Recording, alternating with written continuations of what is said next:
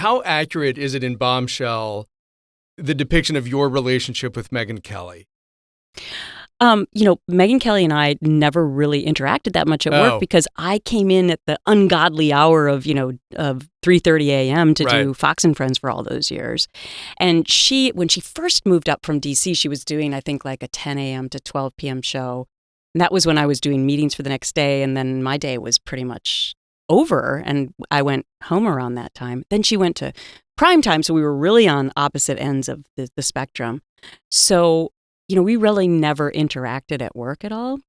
I will say that I was, and I will be forever grateful that she came forward as well.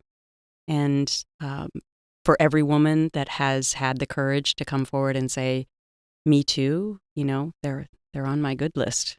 Does it matter to you when they come forward? No. And it's a big, huge question. And there are a lot of parallels to domestic violence. I did a 30-part series once when I worked for NBC on domestic violence, and I learned so much about it. And the number one myth is, well, why do women stay? Why do they stay with their abuser?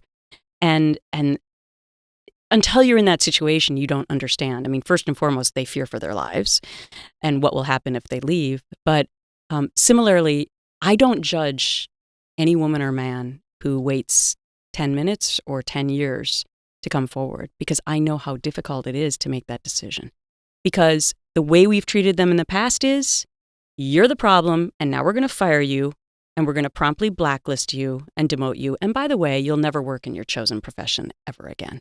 That's the norm story of the thousands of women who've reached out to me in the last 3 years, and that's pathetic. The idea that we're okay as a country of stripping away the American dream of all these women is ridiculous and outrageous.